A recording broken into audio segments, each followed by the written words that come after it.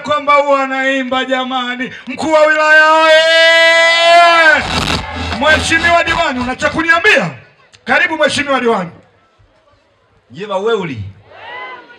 Jamani, kwanza niwaombe radhi, hapa tuna wazee Uhekule. Lakini katika wazee Uhekule, mkuu wetu wa wilaya ya Wanging'ombe, ndugu afisa tarafa ya Imalinyi, mwenyekiti wetu wa serikali ya kijiji Uhekule, afisa mtendaji wa kata ya Makoga, viongozi wote wa Chama cha Mapinduzi kata ya Makoga, lakini na wajumbe wa serikali, lakini wananchi wote kwa ujumla.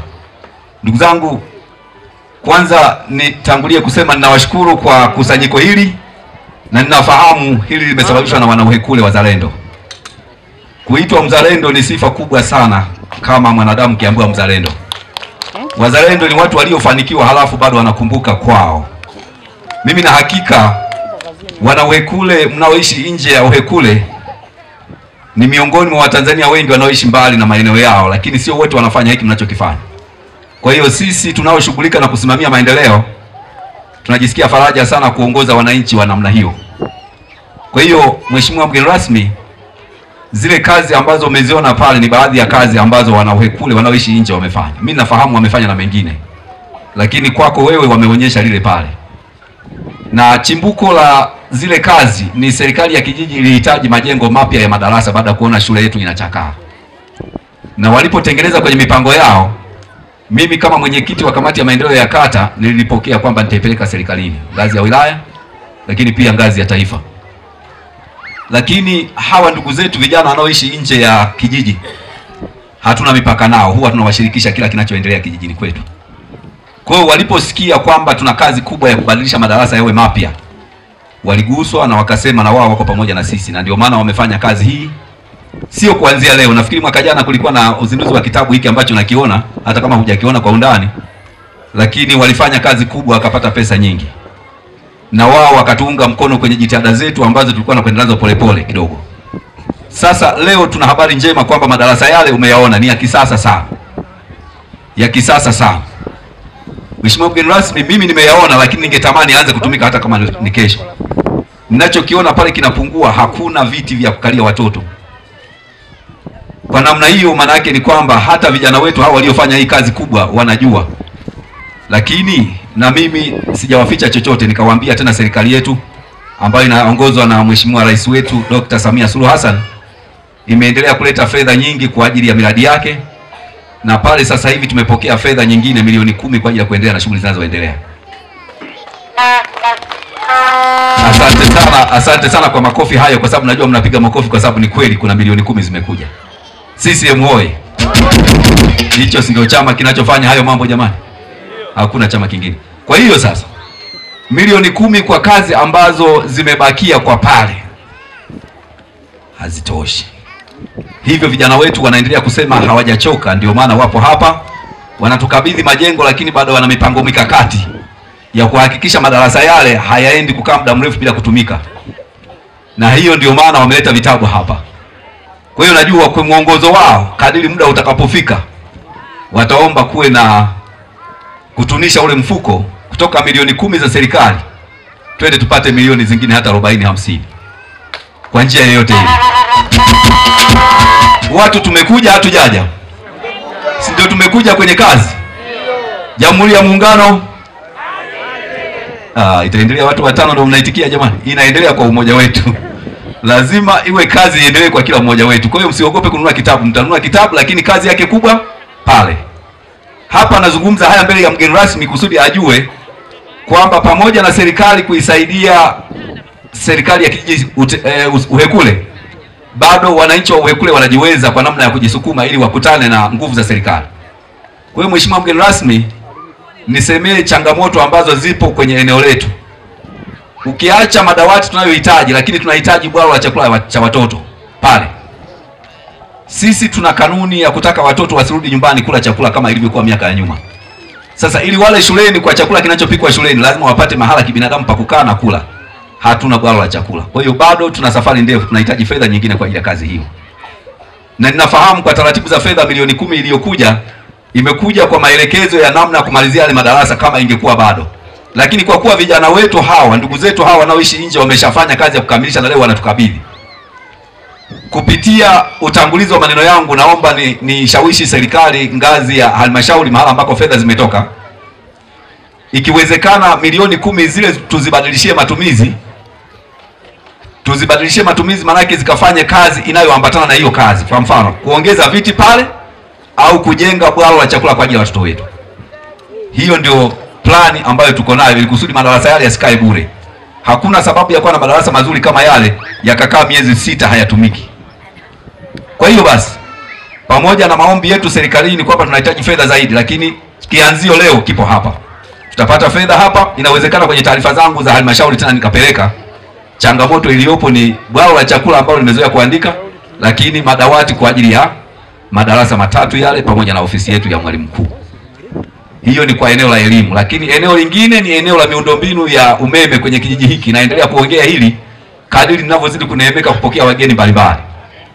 Hapa ukiangalia sura za watu hapa ni watu wa mjini wote. Tena kabisa, na wana uchumi mzuri. Wana uwezo kununua umeme hata kama ni unit 1000 kila mmoja nyumbani kwake.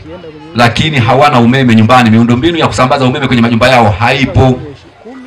Uongo ukweli jamani? Naongea na mgeni rasmi ambaye ndio sauti ya Samia kwenye wilaya ya Wanging'ombe. Uongo ukweli? Ndio.